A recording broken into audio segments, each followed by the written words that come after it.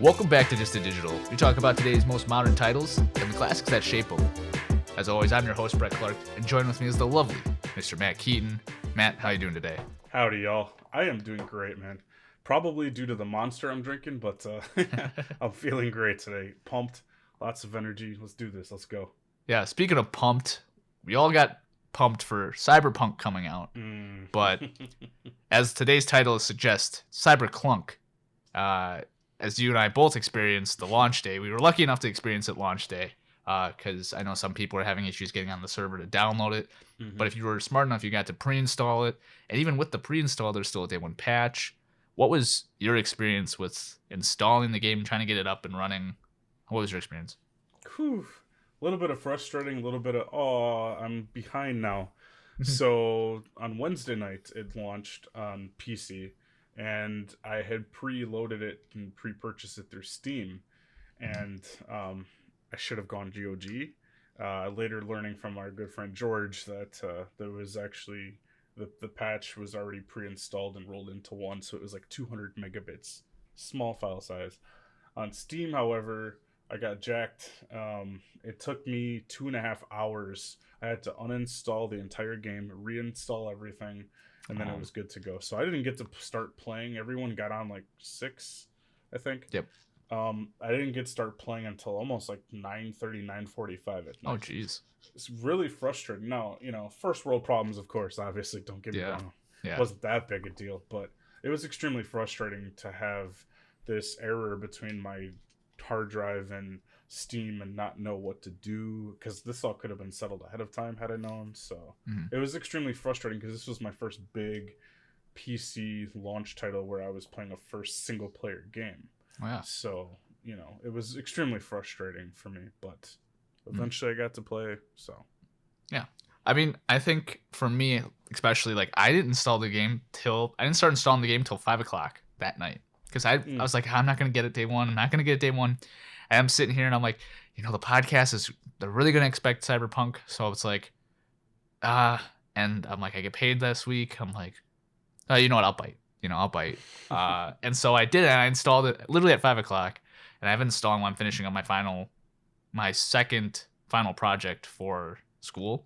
And so I finished it up. I checked the time. It's 5:58. I'm like, oh, perfect timing. I finished my project, so now I can just play the whole week away. And then there's the update, and I'm like, oh, perfect, I can finish my homework now. And I ended up playing at like 6:30. It only took me like half an hour to download the update because everybody was hitting the server really hard. I didn't mind it. I didn't mind the fact that I got a little bit late on, but the fact is that I was still able to install the entire game, and be only half an hour late. It was kind of cool, but the overall experience of like installing it was pretty simple. It's pretty straightforward. There have been times where I've played games at launch and you can't even download the game. Like Rainbow Six Siege, when it first launched, you couldn't even download the game and get into the server to install the update. Destiny had some issues with that originally too. Like you had to wait in a queue in order to update it sometimes. And then like you'd be sitting like one of 2,000 people waiting to just download the new content. And it's kind of weird. So I think Cyberpunk having the ability to preload games now is really nice, especially with digital releases being so popular for some people. The fact that you can pre-install them ahead of time is really convenient. But when it comes to the patch, I think you should be able to download the patch preemptively as well. If you're going to release a day one patch, I think like, you should be aware of that. Or they should give you the option to play without the day one patch, And I think though that by them forcing you to do the day one patch right away, it saved them a lot. Because as we're about to get into here, the experience day one, what was that like? It was not the most enjoyable experience I will ever say.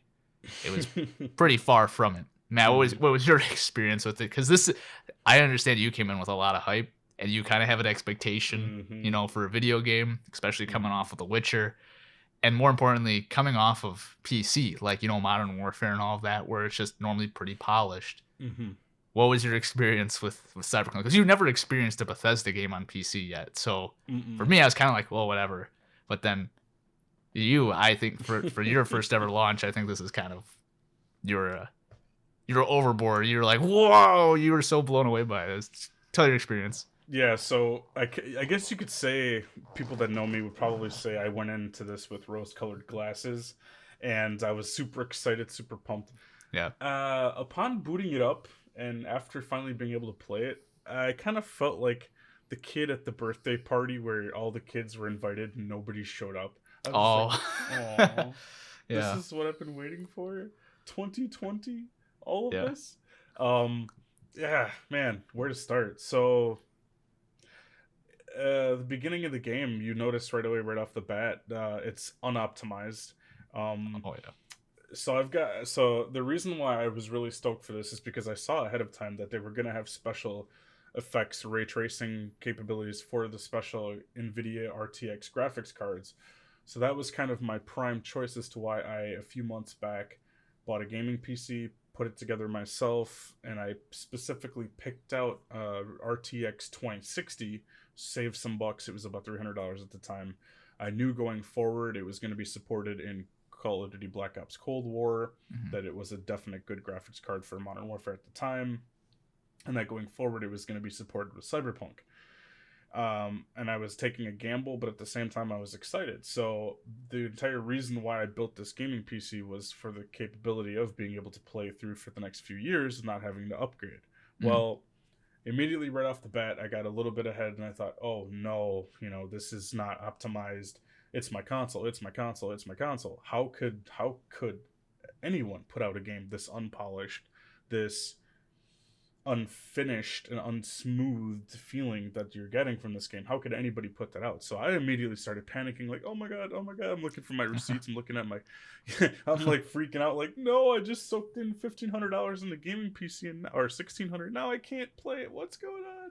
Hmm. So yeah, I had a little bit of a freak out there. But All in then Discord, by the way. This is all happening in real time in Discord. yeah, And I'm sitting here just sliding my settings, and I'm like, oh, it doesn't work. Matt's like, oh my god, it won't yep, load. yep, yep. It was so great. So, but yeah, once we got everything dialed in, it started playing. It started playing pretty decent. Yep. I was expecting a higher FPS. I wasn't expecting the demand on the computer. But then you calmed me down with whole poorly optimized, um, Yep. and everything like that. So it was a definite experience for me being a rookie noob, not Mhm. knowing Bethesda launches and not knowing like how the PC startups usually work, and there's some rough edges and whatnot. But once we got going, I definitely enjoyed it, even though Mhm. without that secondary patch, the day one patch supposedly was supposed to fix a lot. I noticed it, but it was still kind of poor. And Mhm. it wasn't until the next patch that they released, which was just what, yesterday Yeah. or the day before, that it completely like made things a Yeah. lot more playable and more enjoyable. So it was definitely one. It was probably, I would say, the single-handedly most frustrating experience I've ever had with a video game launch title to date. So Yeah. I think coming for you or someone who's normally played like PlayStation and other consoles where you put the disc in, that's it. That's your experience. Most mhm. of the times they'll release like a stability patch. Where on PC you have all the customizable options that you want, so you can hit a certain FPS or hit a certain graphical fidelity that you want. So for me, being a PC player, I care more about frame rate than visuals. Mhm. And I'm sitting here and I'm like, okay, I've got a 2080 Ti, I've got everything set to low, and I still can't break a stable 60 FPS. I'm like, that doesn't make any sense, which concluded the fact that it was just very poorly optimized right away in the city anyways. Once you get out of the city, their draw distance is kind of weird. The game's got some weird things in it. Uh, but after a while, after you play with certain settings and play with certain graphics, I was able to put it into ultra, and I'm playing on my 4K TV in the living room, and I was like, okay, why is it working better on my 4K TV than my gaming monitor? And then I put in a controller. I'm like, oh my gosh, it looks 10 times better than it did when I was using a mouse and keyboard. And I think that there's things that CD Projekt Red, like coming from The Witcher, coming from a very graphically demanding game like The Witcher, that is something where people are looking to have, higher graphic settings.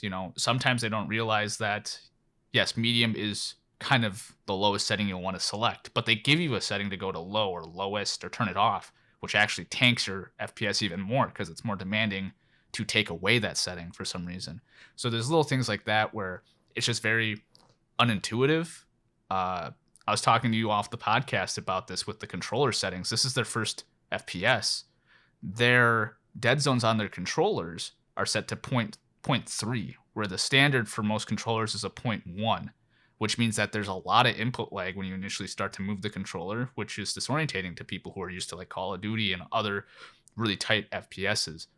And it's very minor things like that where they're close, but they're not experienced with it, so they can't quite explain what they're trying to have you change right. The other thing I noticed was like their zoom sensitivity and their aim sensitivity. So when you like go to zoom in your weapon or you try to like sight up or aim down sight, ADS I'll refer to as a lot. The ADS sensitivity is the first sensitivity that you adjust, not your looking around without a gun sensitivity, which makes absolutely no sense because it never refers to it as that. It just refers it to looking left, looking right, looking up, looking down. Mm-hmm. And then it's like ADS reduction. So that ratio, that reduction is the ratio from that sensitivity to your normal looking around sensitivity, which is like the reverse of every single game out there that is in first person. It's crazy to think that there are things that we take for granted, in controllers and in like the ability to select and customize how we're able to control the environment and the game, that something just as simple as experience in setting up the controls for it and wording is what really prevented them. And I think that's kind of something where you can't really get too upset with them because it's their first time experiencing it. But at the same time, I mean, there's so many games they could have used as a template for their settings, Mm-hmm. They could have used The Witcher 3 as a template for how cameras should work. No walking speeds on PC. It's either sprinting or full send. Like it's sprint or full send. There's no crouch walking. Well, there's crouch walking, but there's no like slow walking, which is really weird. That's something that PC players have come accustomed to, is having an ability to toggle walking or not walking. And there's just other things like, this is what really got me. There is no slider for sensitivity. It's 1, 2, 3, 4, 5. There's no way that you can get between a 5 and a 4. You can't go to like 0.45 or 4.5, and that unfortunately means that there's a gap in there where somebody who wants to have a finely tuned sensitivity, like me, can't finely tune their sensitivity. And where that really hurts you is that your controls aren't tight to begin with. So the fact that you give them very loose ways to adjust them also kind of hurt. And that was my experience. I think everyone's first stop in Night City is the settings menu. Everybody's, Yeah, absolutely.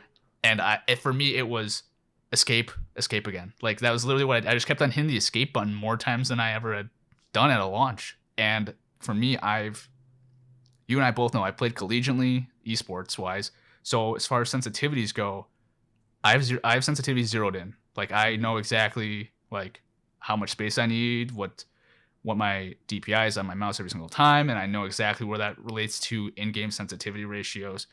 Like I know what my mouse needs to be. But if I can't actually set that, or I can and you just label everything wrong, it's a very unenjoyable experience for me, because I'll be like, oh, perfect, I can look side to side perfectly, and then I go to aim down sight, and now my sensitivity is completely different than what I was adjusting. It's like it just made it very difficult for me to get into the game initially with the environment looking beautiful after I tweaked my settings, the story being compelling, but the fact that I can't look at something and pick it up, made it very difficult for me, because I was sitting here like, I can do this, and it's frustrating that I can't even look at something on the ground and crouch and pick it up, because I do a double bind for crouching. I do a crouch on my mouse, and I do a crouch with the C button normally, and then like control.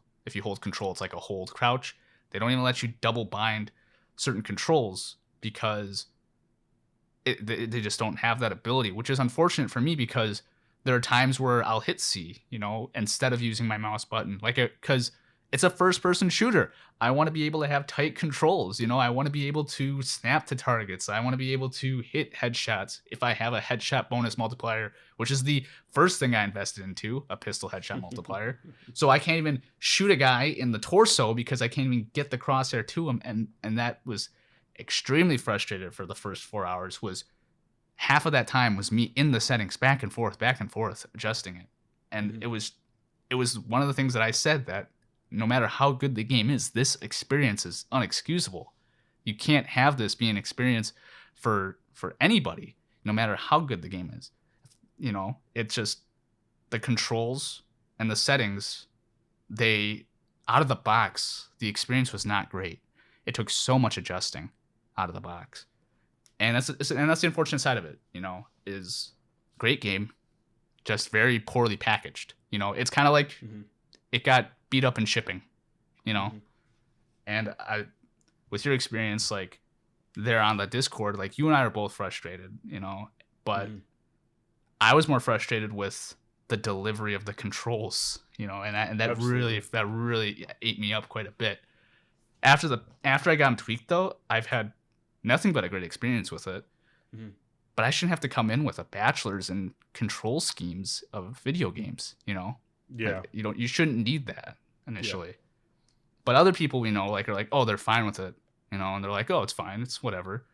But I think also my expectation of controls is a little bit more than everyone else's. Like I play at a lower sensitivity, and I have my aim zeroed in.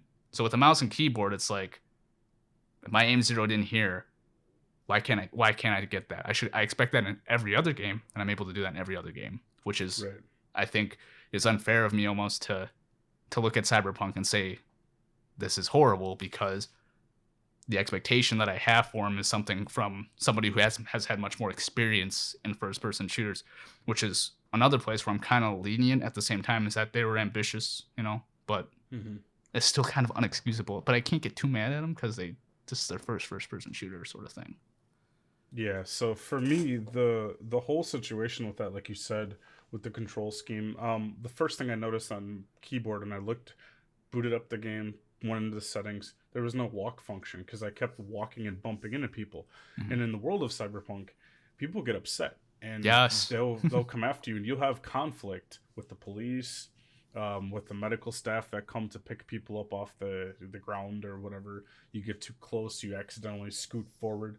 Also, the double binding, where like you double tap the WSAD and it dodges. You're accidentally dodging in the middle of dialogue, and the person thinks it gets upset at you, and they're like, "Don't forget it. I don't want to talk to you." It's like, but, and then you got to reload the game. It's so stupid. Yeah. The main reason why I went ahead and picked it up on console was twofold. I pre-ordered this, like, day one ability to be able to do this way back, and I thought this is before I ever was going to build a gaming PC, so I thought I would just honor it and just give it a shot and see what it was like. Well, thankfully I have the PS4 Pro. That's the caveat that saved me on that. And the other one is that I actually gave it a chance because of the frustration on PC and all of the unoptimized feelings to see what this package offers. Now, obviously, we'll do a review of this at some point, but just a quick overglance of the console. Suffered the same issues and then some. For the base PS4 and Xbox, and then this is the current gen, and then the PlayStation 4 Pro and Xbox One X, they all suffer from the same issues simultaneously, but there was a fix for me, and it was just like you going in to fix your settings. So in the game on console, if you turn off like depth of field, film grain, chromatic aberration, whatever, there's a couple others. If you turn them all off, and you set motion blur to low or off, the game performs slightly better. But here's the kicker: when you boot the game up, now I have a 4K HDR Samsung TV, like it's pretty good, pretty decent. The game booted in non-HDR mode. It didn't even recognize that I had an HDR television. Yep. Once I did that, the game ran even more poorly, which was like, whoa, HDR 10PQ, what's going on here? Well, it wasn't until I looked it up online that if you change the paper white balance and you actually, I forget which slider it is, but it's the one on the left, it was like at a value of 450 by default. Mm, If you scale that all the way up to 1,000, it like changes the density of the brightness, and it like it's like almost like it took the game from a full tilt and went like perfect. I mean, mm, the color was balanced more, the game ran better. I mean, literally on console you could tell there was a frame rate enhancement, which is like, what, it's locked at 30. No, I'm telling you, changing the HDR settings and putting on HDR was a hindrance at first, but fine tuning those the white balance and the color balance, mm, the game performed beautifully in Night City. Now, obviously, on console, there's less people in the game. There's less people in the environment. The crowds are not as big. There's no level of detail slider, so you can't adjust it. mm, So it's if what this game on console feels like, for those of you who are wondering, it feels like a port. It really does. It feels like a direct port from like the PC, but honestly, it feels like this game is running on the Switch, and it should not feel like that. And this console has been out for over 7 years now. There is no reason why the pro version of this console should have issues running this game.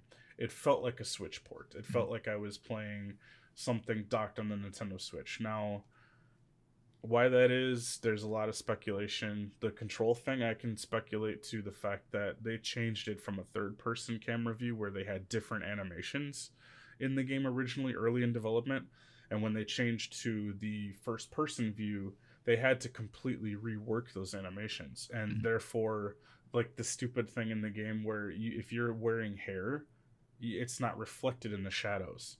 So when I play my character on PC or whatever console it is, whatever platform, uh, when you see your shadow, you're a bald chick. There's no hair, mm. and like there's no feature shadow of what you're wearing. So if you're wearing a big coat, it always looks like you're wearing that starter vest and skimpy shirt from the beginning of the game. Oh, yeah. Like the shadows is just, the whole game is just a hot mess. Mm, But the caveat for me is that they patched it, and the console patch was huge. It's like 45 gigabytes day one. Now, I can't complain because I have top of the line internet, but for people who don't, like people who, our buddy Aaron yeah. out in the boonies in Minnesota, probably can't do that. So yeah, but it was a frustrating mess, frustrating situation.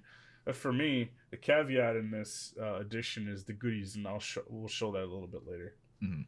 I think the one thing that is to point out is that this is not a current generation console game. It is Mm-hmm. clearly a next generation console game. PS5 and the Xbox Series X perform extremely well with this game. 60 FPS locked, which people are like, oh, that's a superior way to play it. Well, obviously not. I mean, PC obviously handles it a lot better. You can get a lot higher frame rates, and you can get a lot better a visual image with a higher end PC. But the fact is that low end PCs can no longer handle it. Mid range PCs are having struggles with it. You have to have like a higher end to enthusiast grade PC to really get the experience that you should, you know. And the issue is that it goes against what CD Projekt Red released months in advance, saying what the spec requirements are for the game. When they released this chart that said you need a 2060 to hit 1080p ray tracing on, I think it was ray tracing on high, and you'd get Mm-hmm. 60 FPS. And they said all you need is a 2060, an i5, blah blah blah. And they have a whole chart for this. The thing is that chart's completely off, you know. And that's what really is the kicker about it, is that they say this is what you require, this is what you'll need, and they put out this expectation for players. The downside is that the game wasn't optimized to perform to that hardware necessarily, unfortunately. Mm-hmm. The other downside is that the requirement for the hardware that they asked for is all like 2000 series cards. The most popular card in the whole PC community is a 1060. You got to think about that. If you're a developer, you have to realize that your profit is not made up by the top 5% of PC players. Your profit is made at the middle ground, because that is where the most people are. There's a reason why the median is a 1060. So That's why esports titles like League of Legends, CS:GO, Call of Duty, they all can be scrapped down to super low end graphics to accommodate for people who might have less than a 1060 or might have a 1060 and want a little bit better performance. They have to understand that the people in the middle, it might be 25%, but that 25% of the entire community is much greater than the 5% you have who own 30 series cards and up, and that's the downside to it. Is I think that it's not something that was purposeful, but in development, if you're not going to optimize a game, great. It's better that you optimize it for the lower end than you optimize it for the higher end. There have been games where if you have too high end of a graphics card, the game doesn't perform well. If you put it at too high of a frame rate, it doesn't perform well. So, like early days of PUBG, for instance, if you had a too high end of a graphics card and you put too much FPS out, the game just didn't like that. But if you had a low end graphics card and you were maximizing it to its full potential, for some odd reason really liked having all its cores on fire. So there's times where in development process, like you get lucky, you don't. So people have to kind of realize that unfortunately this game was designed for future proofing. Witcher 3 when it first came out was the same exact way. The hair effects on it was crazy. That was a PC melter. And unfortunately, we're in a transitional period where we're going to next generation. So it's kind of a painful experience, But like with all things, there's growing pains, And I understand that. Sometimes I wish that we didn't have to go through it. Like it was just a smooth transition.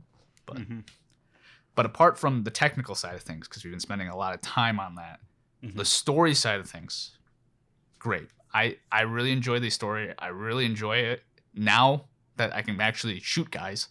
But what was your take on the story side of things and the aspect of it? So originally, despite the fact that I went in with a hype train and I lauded it and lorded over it for how many years waiting for it. Despite all that, despite knowing some things about it, I really went in. It's kind of hard to say this because it sounds like I'm kind of contradicting myself, but I did go in blind because I didn't pay attention to any like spoiler reviews. I didn't know that there was three different choices of starting character that you could come from, kind of like your mini background, like where it's Nomad, Street Kid, or Corpo.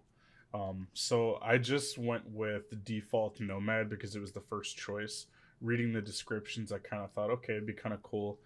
It seems like it might be this like Mad Max kind of feel to it, and I don't want for anybody. I don't want to give away spoilers, but I just want to kind of explain like the whole arc on it. So you basically, as a nomad, you start out like ripping off your patch from your nomad clan called the Backers, and you are basically throwing them to the side. They're in your past. You're moving forward for whatever reason, and it's not fully explained what happened, why you left. It's just that you left the clan, you're looking for a new start, and you take on this initial job. And I do know that through that, it felt like a Mad Max kind of like environment where it was like you're out in this desert area with the trailer parks, and it kind of had this backwards hillbilly kind of vibe to it. But I got out of the vehicle and I was walking around and I kind of was experiencing things. And there's a guy in the back of the trailer park playing his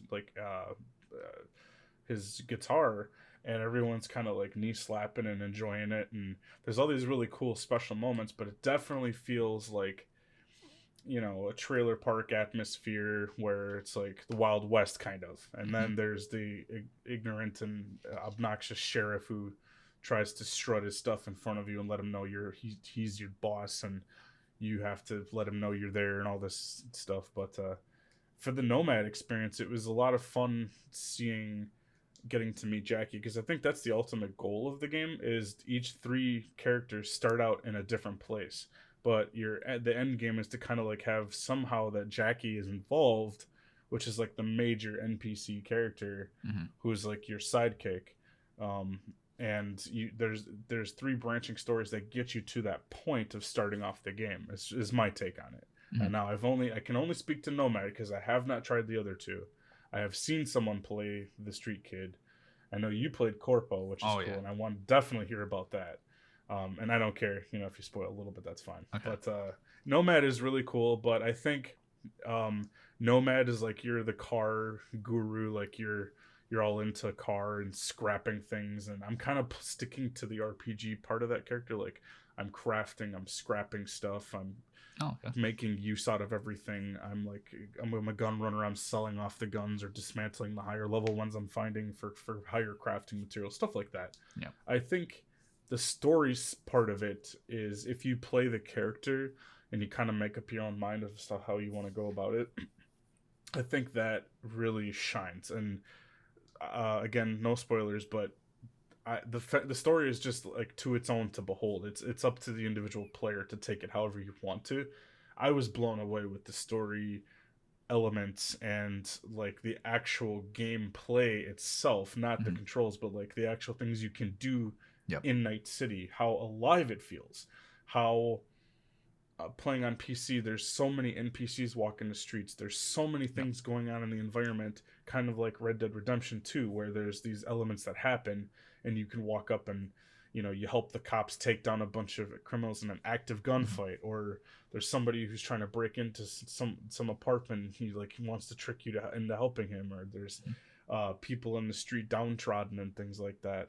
It's just so alive, and there's so many things to do. My one thing I gotta share with the story is that the game does not tell you what to do. It highly suggests you to do missions. However, a lot of people, what I've noticed, don't realize you have to bring up the map. If you don't use the map, you will not see what's around you.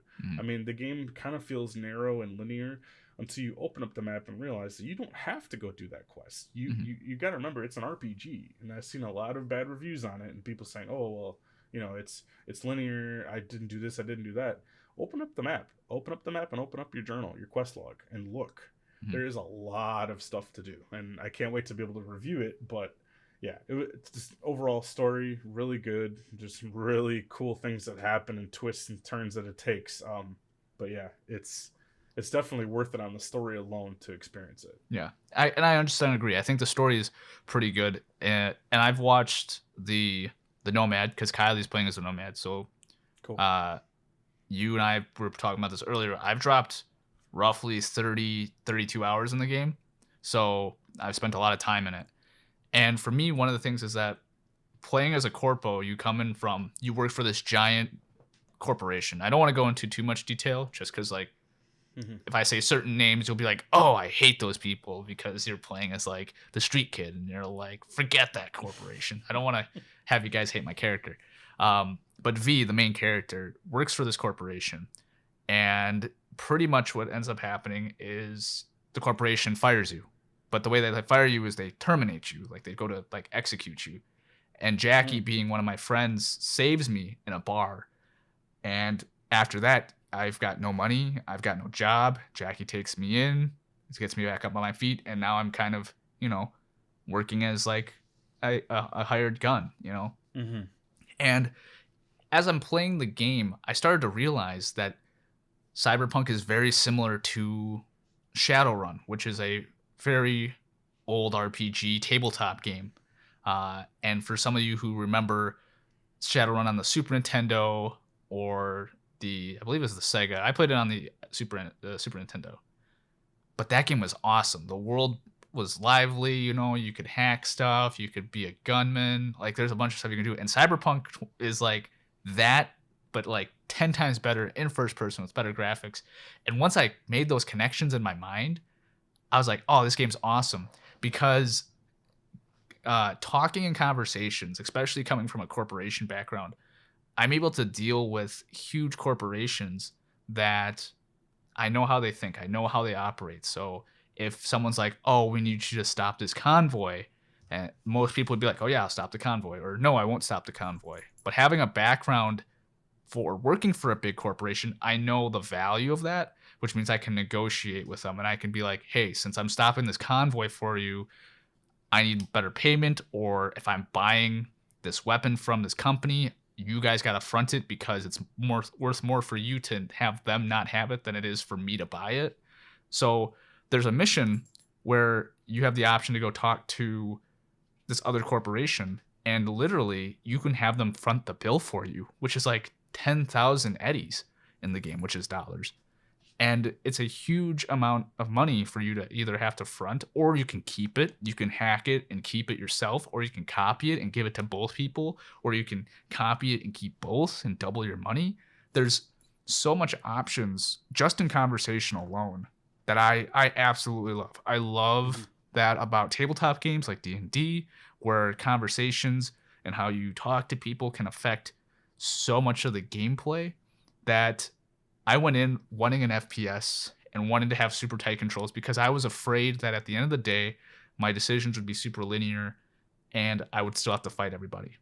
And now I'm like, oh, this is awesome. I can totally like just talk to whoever I want, talk my way out of any situation and not have to fight people. And then I walk down the hallway, bump into a guy, and now I'm in a firefight, you know. And that's the unfortunate side of the game is that I try so hard to set myself up for how I would play in real life. Like I'd be shady. I'd talk to multiple corporations and work out a deal. You know, that's how I would do it if I was a runner. But then you get to a point where there's like a stealth element and you have to hack stuff in real time. And because I set up the game to initially just be a guy who run and gun, my hacking skills are really bad. And it sucks because like I'll go to hack a camera and I won't be able to hack it in time. But then like I'll get into a firefight and I'll just kill everybody like instantly because I have like super high proficiencies in pistols and stuff like that, which I love. You know, it's fun. It's a dynamic because it's like the way that I want to play. I've kind of set myself up for failure, which makes it a little bit more interesting for me. For sure. But the fact is that the way the game works is it's not just like you level up XP. That's it. The way that you level up is by doing certain skills. So like if you jump, that's an athletic ability. Your athletics are used. If you shoot a guy, that's technically like I think an athletic or a body, like a body level up. So like you have certain stats that level up and go higher. And when you get those credit points, you can put that into whatever skill tree you want. So for instance, I started off kind of balanced, better proficiencies in weapons usage, but because I have been using my guns so much, instead of leveling up my guns, I've been leveling up my tech, so my tech score is actually the highest. And I don't get to use my tech that often, but it's so efficient now that like when there's like, oh, go find this code, I can literally just bypass it because I'm so efficient in hacking. And then there's like, oh, there's a landmine there, boom, hack that. I don't even have to do anything for it. The hacking minigame, by the way, is a lot of fun. Like that. It's like a Sudoku, but better. And I just really dig that. I really dig the fact that you can play it how you want it at any time in the game. Conversation sets that you have, certain dialogue options are based solely on your background, which I like. Romances are based on what gender you pick and stuff like that. And because there's like a point where, not to get into too big of spoilers, but there's this character, Judy, who helps you out. And another character in the game, you tell this other character in the game, they're like, oh, you're perfect for each other. And in my game, V's a female. And he goes, there's one problem. He's like, you know it when you look her in the eye. She makes you feel all mushy inside, implying that she is the female to female romance that you can have, which is the case, you know. Which I was like, oh, that's subtleties like that where it's like, you know, like what if it was a guy saying that? Guy V would have said the same thing. Like I wonder now what that person would have said, because that person can't have a romance with a male V. You can only have a romance with a female V, which is kind of cool. Kind of like stuff like that. Not to spoil it too much, but that's something that's out there for those of you who care about that. I just I like it a lot. So from the story side of things, really compelling story. I like the fact that there's different factions, you know, different gangs based on ethnicities and stuff like that, like in corporations. Here's the really cool thing about these corporations. A lot of them have like Japanese names. Just goes to show that my Asian brethren will rule the world one day. Because like the Arasaka clan or whatever it is, the corporation, that's who you're trying to fight against more or less in the game. Because you pretty much are doing a job that involves you going against them, and then eventually certain people in that organization want to help you and stuff like that. And it's a really big story that we don't want to get too much into because we haven't gotten that far into it. But the fact is that by you working with, let's say this one guy in the Arasaka like organization. Miltech, a different company, will be like, oh, we'll pay you to do this while you're there, and then you can kind of backstab the people you're working with, but not really. And then you can be like, hey, Miltech's actually trying to spy on you guys, and then they can go mess up Miltech. You can do deals where you can buy certain products from people and then sell them something that's like given to you by someone else, and it's going to track them instead of another company. There's a lot of things you can do, and hacking and combat and hacking terminals in the game allows for a lot of options outside of combat. Because like I'm walking around the game almost with my scanner on all the time, and I can see a lot of stuff. Like I can scan a camera when I'm in a hotel and like people are talking to me and I'm walking through this dialogue section. I'll turn off the cameras, just in case. Because let's say something happens and then I have to run out of there. The cameras are all off, which means I can run out of there immediately and not have people ping me for location. And then their netrunner can't hit me with overheat, and I can't hack them. There's a bunch of stuff where you almost got to approach it a little bit more strategically than you'd think, because the game allows you to open up that way. So as far as concept goes, it's fantastic. Delivery, though, I feel like it's a little bit forced sometimes. I feel like, you turn a corner, there's a gang fight. Okay, that's whatever. That's realistic. But there's times where it's overwhelming, because you walk into a town or you walk into a different district of the city and you get 6 calls from the same person. Hey, V, I got a mission for you. Hey, V, I got a mission for you. And it's like the same person calling you every 5 seconds. By the way, how's everyone getting my phone number? Like, everyone's blowing up my phone every 5 minutes. It's like, hey, V, the police got something, blah, blah, blah, blah, blah, blah, blah, blah, blah. And then, like, you, keep going. And that's like, hey, V, good job there, blah, blah, blah. I got another job for you. I'm like, oh, you do have another job for me? Because you just already gave me 15 in my inbox. Gosh, so there's times where it feels kind of Assassin's Creed-y, kind of Ubisoft-y, where it's a little too much at once. You open up that city map, and then you're just like, oh, that's a lot of stuff to deal with. And then it's a lot like The Witcher 3, where, like, all those side missions stack up. And I really hope they're not timed events like The Witcher, where, like, sometimes if you wait too long, you can't do them. Yeah. So that's kind of what I'm hoping in the long run. But as of right now, it's a lot of fun, and I like it. And what is my cat doing? Just being a cat. Yeah. I'm just waiting. But other than that, what did you think? So a couple of points. What you said about the mission stacking like Ubisoft, they do that. And I don't think that they expire. But like you said, the dialogue choices that you make and the way that you go about missions all impacts your future progress with that character that you're talking to. Yep. So for instance, you talk about Miltech. Well, my Nomad mission to try to go against Arasaka and get this thing from them, again, I'm just walking an edge, I don't want to spoil it.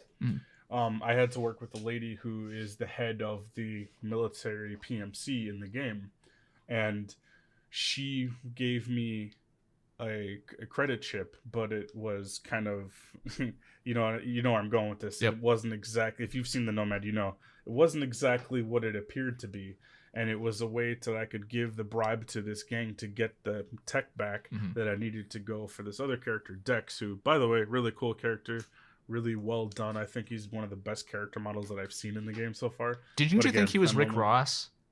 I did think he was. Did we look that up? Did we ever figure out if that actually is Rick Ross? I do not know, but it looks like him. I'm not sure who the voice actor is, but if you want to do that while I'm chewing the fat here, chewing the fat.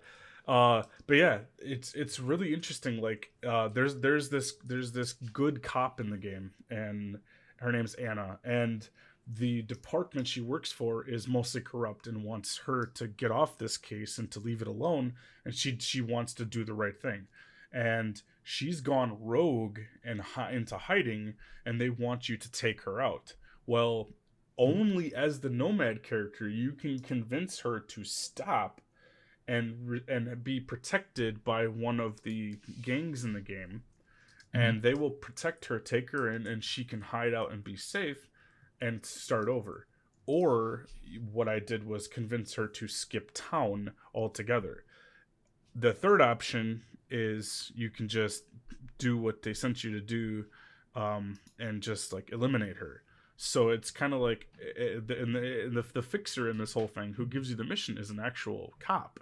So it's kind of weird, like she doesn't want you to kill. She wants you to incapacitate the suspect, and then they'll come and pick him up.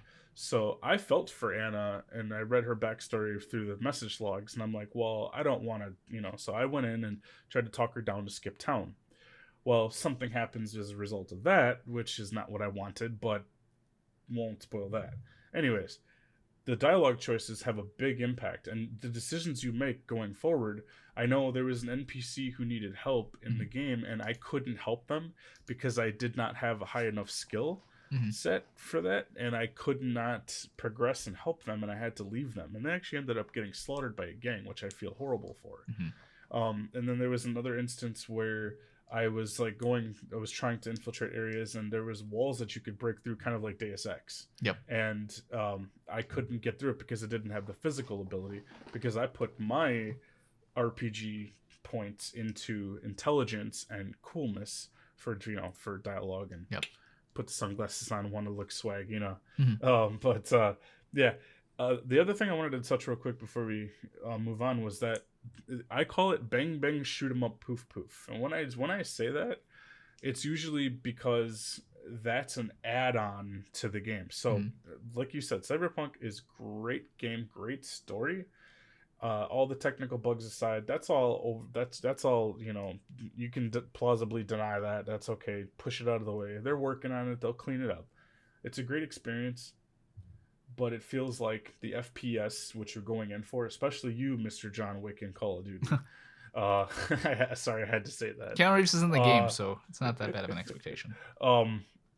So your level of FPS, your tactile, your ability is, and especially with you going to controller, it feels like it's pasted on after the fact. It feels like it's a game where it's like a life simulator, and there's all these dialogue choices and all these things. Then they kind of added some parkour, like Mirror's Edge in the game. And if you test that out, that is incredible, actually, because based on your physical ability and the attribute points, you can jump farther or climb farther, and you have like physical attributes, like physics attributes tied to your movement in the world based on your ability. So there's a perk that lets you add a cyberware hack that will let you jump farther or jump higher or sprint faster, or whatever the case may be. There's like a million of them in the game. Almost an exaggeration, but so there's all these different things that you can do, and that ability to be able to not get to a place immediately. So like, for instance, there was someone being attacked in like an apartment in the rooftops. I couldn't jump the gap to get into her apartment. Her apartment was locked from the other side, and I couldn't get in because my hacking ability wasn't high enough. I couldn't hack her door and save her, and I couldn't jump through the window. So I'm sitting there trying to aim through the window, and I couldn't hit the target because he's behind the wall, like 3 or 4 walls in. That's when you need the old Barrett 50 cal. Yeah, or you get a smart pistol. Yeah. Yeah. I tried the ricochet, and I actually was able to do it via the ricochet bullets, which is pretty cool. Yeah. But just the fact that because I wasn't physical ability high enough to make that jump gap, and I tried and died, but severely got hurt. But it was pretty cool. So there's a lot to it that just it makes the game rise above the bad reviews, makes it rise above expectation, and for me, mechanically, poop, could have been better, but gameplay wise, it's pretty much on par with what I was expecting. It was ambitious for sure. The dialogue choices are super ambitious. The way that everything kind of flows and ebbs so far is really smooth. I don't really have any of the disjointed moments during conversations, as some people say they have, where things don't make sense. Every interaction I'm having in the game so far has just been a plus. Like, it's just, this is the part where you can kind of say, oh, rose-colored glasses. No. It's a great game. It's a lot of fun. There's so much to it. I feel like people who work full-time like we do, they may not get the opportunity to experience the full game and really do a proper in-depth review of it and really see what it's worth. But given that opportunity, I've been sick. I've been out of work for the past few days, and it's been tough. I've been able to deep dive into this and really kind of scope things out. And that gift that I've been given has been able to have me here telling y'all, hey, get the game. So, Yeah. gonna jump ahead of our last topic there, but yeah, no, we'll get into that. But this game is just so much more than what you think or what you see out there to begin with. Yeah, for sure.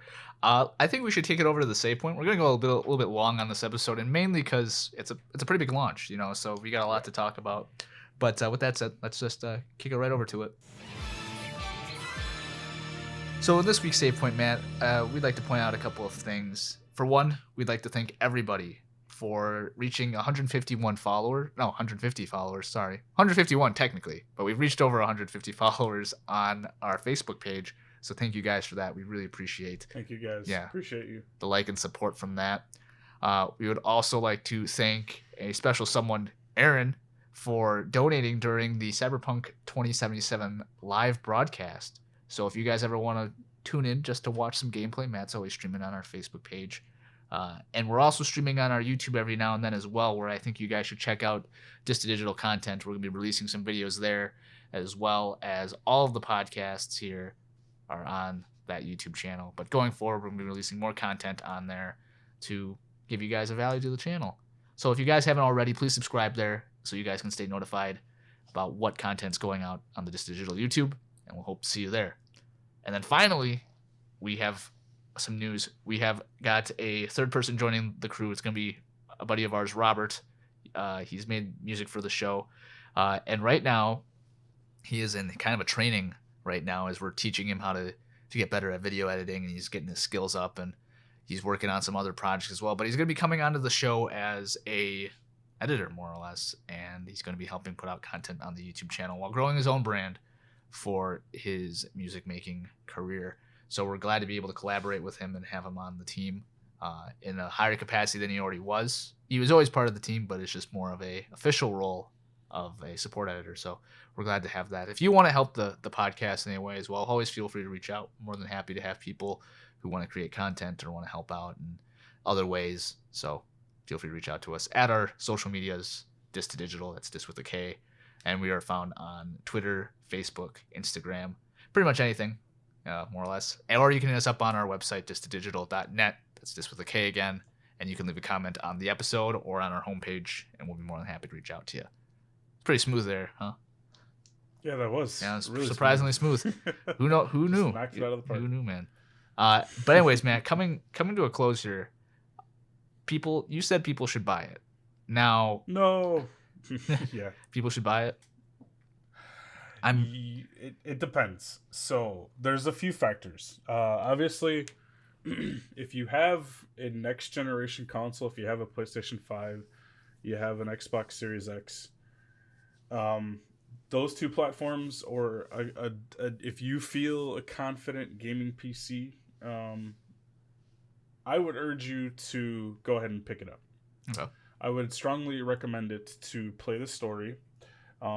If you get it running and it can run decent. I mean, there's a lot of technical glitches that they're still going through and fanning out. The early patches, I can tell you, they really smooth things out. Yeah, they did. So my personal thing is, I would say it, obviously if you have to make life decisions and games have to come second, obviously that's a no-brainer. Yeah. But if you do have some extra scratch, or you pre-ordered it and you're worried about it, if you've got the PS5, Xbox Series X, or a decent gaming PC, I urge you to pick it up and play it. If you have, however, a PlayStation 4 or Pro, or Xbox One X, or the Xbox Series S, the little baby Xbox, I would urge you to wait. I would urge you to pump the brakes and just kind of take a step back and save your eddies. Kind of save your eddies. Yes, exactly. I was going to use that. Darn it, on closing. Darn it. But yeah, so save your eddies. Hold off. They're going to optimize the game. The Witcher 3 didn't start out perfect on console. In fact, it was brought over to the PlayStation 4 and it was upscaled and HDR this and 4K that, and it performed wonderful on Xbox, pretty much almost the entire experience. But I would just say hold off if you have the older generation consoles. You're not going to get the same package. You're not going to get anything close performance wise. You're going to get all the same other story elements and everything else, but it's going to be marred back and scaled back by the fact that you're going to be disconnected by feeling like you're playing in a world full of like the screen door effect and everything's pixelated and running at sometimes Night City 10 frames per second while you're driving a car. Yeah, and that's really bad. Yeah. That really ruins the experience. But yeah, so it all comes down to your platform of choice for me. What about you? Before I get into that, out of 10, out of 5, what would you rate it? Out of a 5? Out of a 5 or out of 10? I personally prefer out of 5s. Because it's like more vague, but out of 10, some people prefer. What would you rate? Can I go halvesies? Sure. Can I go in between? Sure, you can go halvesies. Okay, so if it was out of 5s, I would say overall package 3.5 stars out of 5. All right, so a 7 out of 10. That's what you're saying. Yeah. Mm-hmm. Okay. 7 out of 10. All right. That's not bad. I agree with you on it. So for me, the way that I look at this particular game, I think a lot of people came into it with the expectation of it being the next Witcher 3. The downside is that you can't really compare it to The Witcher 3. You have to really compare it to The Witcher 1. You can't compare it to something like, a Mass Effect 2.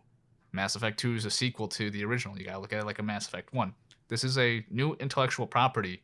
Even though there have been other Cyberpunk games, this is their first-person shooter from this company. This is like their first dive into it. So you gotta have a little bit more forgiveness on it. And you have to give them time to establish the world. You have to give them time to establish this. And it's only going to get better from here. If this is the worst that the series is, we're in some pretty good shape for Cyberpunk 3, 3077, whatever it is, 3080 or whatever it's going to be called. It's really good. It's a really good new intellectual property. There's technical bugs with it, yes. I think that's unexcusable. That quality assurance just went out the window, which is, for the overall experience, yes, I agree. It's a 7 out of 10. I think for the game itself is not a masterpiece, quote unquote. I still give it an 8 out of 10, 4 out of 5 sort of thing for me, because I like 5s. And that's the same score that I gave close to God of War and Nier Automata. I gave Nier Automata a 8 out of 10, 4 out of 5. I gave God of War a 9 out of 10, So, like, that's kind of where, for me, I look at this game as like, this is a really good game. It's got potential, but it's not a masterclass game like The Witcher 3 or Mass Effect 2. And it can't be, because it doesn't have the advantages that those sequel games have of having games to build on top of. For instance, I look at like The Witcher 3 as like ice cream. You've got your cone, which is The Witcher 1, and you've got a great game, Witcher 2, which is a scoop of ice cream. Then you've got Witcher 3, which is the scoop and cherry on top. I've referred to that when we talked about Witcher in a previous podcast. Same thing with Mass Effect. Mass Effect 1 was amazing. It's a cone and a scoop. Mass Effect 2 is 2 scoops, and then freaking 3 was just simply sprinkles and a cherry on top. It wasn't the greatest game, but it brought the whole package together. And that's kind of where I feel like Cyberpunk, it had to be. It has to be the cone. It has to be the support for the rest of the franchise, and it did that job. Now you could have a game like Sniper Ghost Warrior, where the game's just horrible, and they make a sequel regardless of it, even though it's horrible. That's not the case in Cyberpunk. It's a good game. It's a solid game. Is it worth the investment right now? I think no, personally. I think this is a game that you can wait out on. It's a single-player game. And it's a game that you can wait till either multiplayer comes out, or you wait till the whole package of DLC comes out and they start implementing that free DLC. This is a game that you wait for a Steam summer sale or something like that, in my personal opinion. While it's a great game, the fact of the matter is that it's only going to get better with age. It's like wine, and Blood and Wine DLC. So it's only going to get better. And the more time that's put into development and more time's put into quality assurance, the better your experience is going to be. Why not make your experience the best it can be by just simply waiting? It's a great game, yes. And support for it is always going to be there, because there's idiots like us that always buy it day one. you know? So the fact of the matter is that yes, it's a good game, but I highly urge people to just simply wait a little bit for them to put out kinks. And here's the other thing. The reason why there was issues in the beginning was because we didn't wait, because we were impatient as a consumer. We kept on saying, stop pushing it back, stop pushing it back, stop pushing it back. And look where that got us. That got us an incomplete and buggy game. You know, it's not Bethesda bad. It's not Fallout 76 bad. But that's because the company that is making this game does not put out Fallout 76 every time they make a game. They release gold. That's like Nintendo. Nintendo only releases pure gold when they release a game. Normally. But I think CD Projekt Red has released like platinum the last couple times they've made games. So there's a standard that they have. And by them pushing it back, it's them trying to stay to their own standard that they've established and an expectation that they have for themselves. They've even said that they expect to release a game that is as polished as Red Dead Redemption, you know, every single time. And that is something where, yes, Red Dead Redemption should be a staple for how polished a game should be, because it's a very polished game out of the box. The out of the box experience for GTA 5 was fantastic. Rockstar makes very solid games. So if you have these companies who have a standard for themselves, let them set that standard. Let them have that expectation, and let them keep their image. Let them keep that branding of having good, consistent releases, rather than us being impatient and having us say, I want the game now. By you saying that, you're forcing them to release a game quicker without quality assurance there or out testing, and it just doesn't deliver the impact that you wanted it to because you were impatient and couldn't wait. I could have waited another 3 months for this game. I could have waited for February. I would have been fine if they pushed it out to February, you know? I would have been fine with that, because the package that I have 3 days after release is 10 times better than the package I had 3 days before that.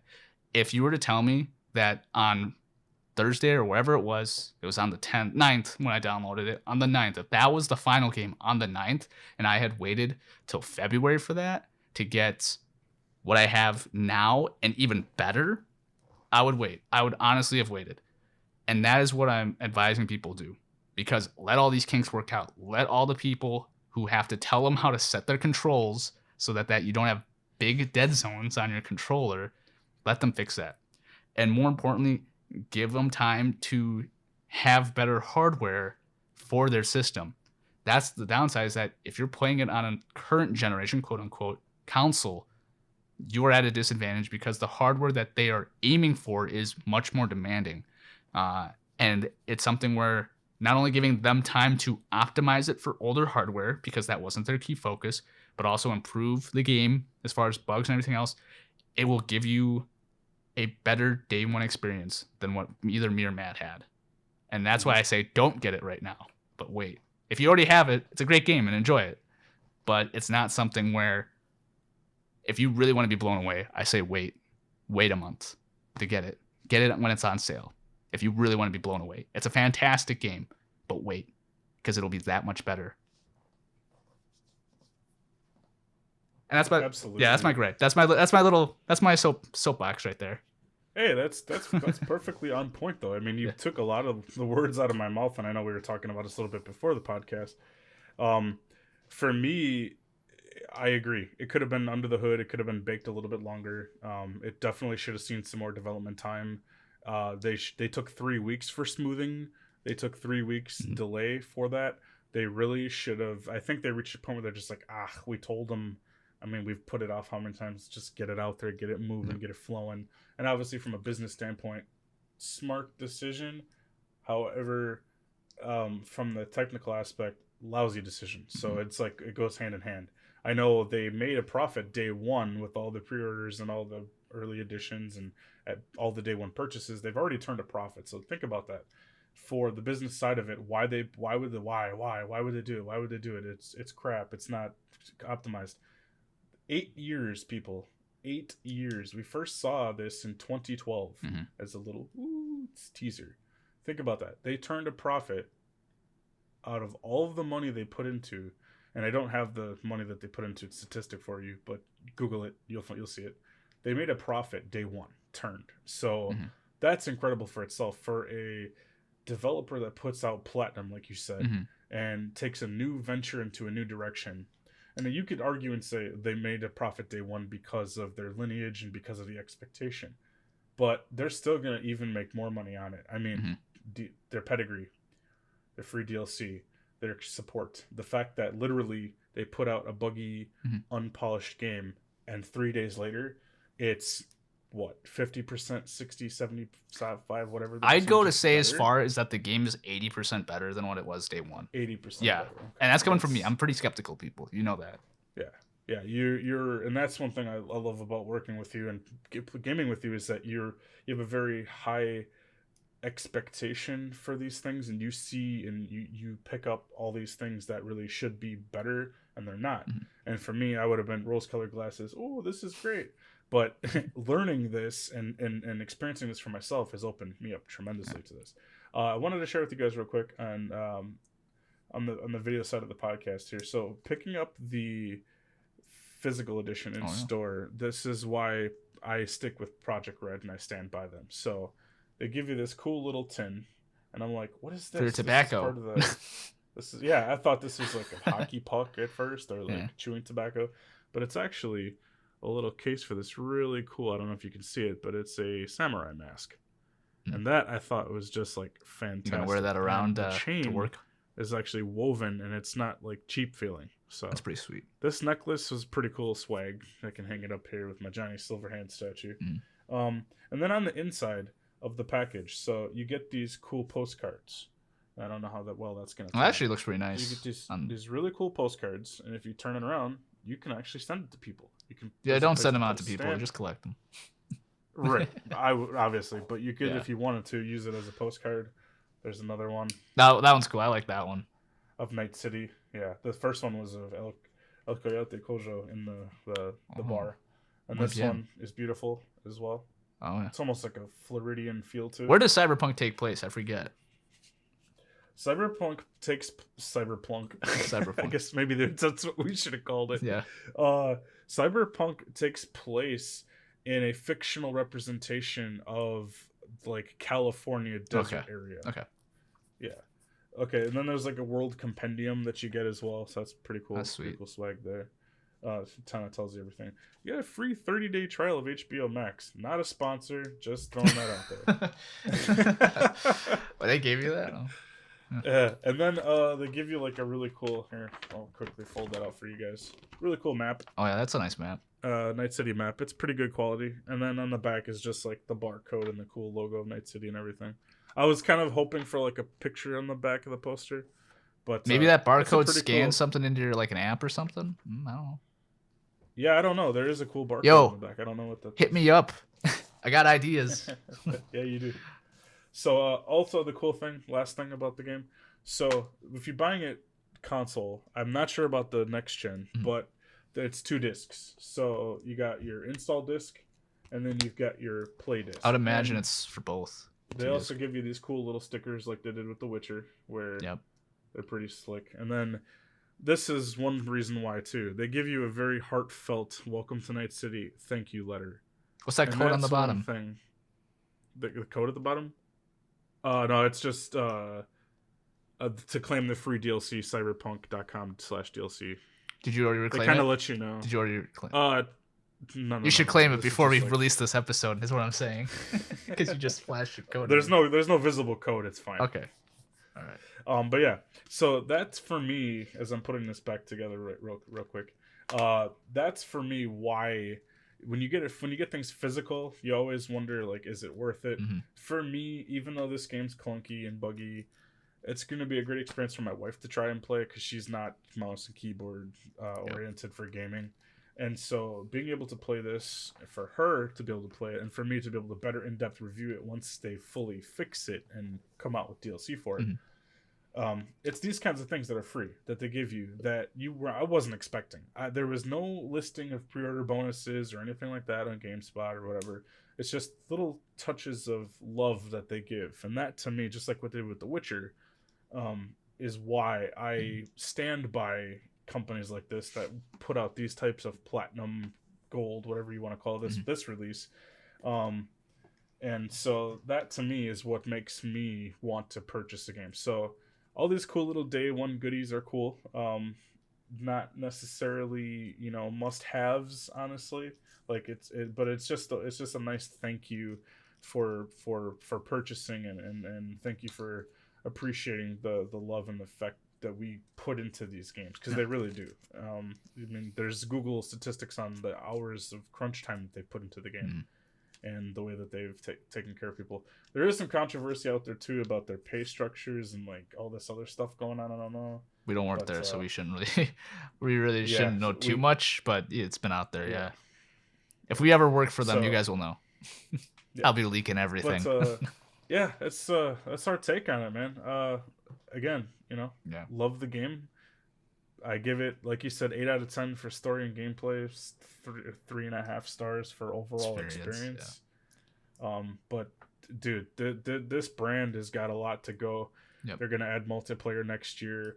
They're gonna smooth it out. There's gonna be downloadable content up the wahoo, and there's big things to come. This is a great starting game. Exactly. They could easily pump out a trilogy out of this and just do so much more with it as well. So yep, it's a great start. Yeah, exactly. And like I said, absolutely love the game. And for someone who's a huge fan of Shadowrun, it was a game that it has almost re-envisioned that essence of Shadowrun, of a cyberpunk world with fixers and people who can hack and night runners and stuff like that. And that core concept of that traditional RPG tabletop game, like I was saying, in a first-person shooter that is polished, when it's polished fully, is fantastic.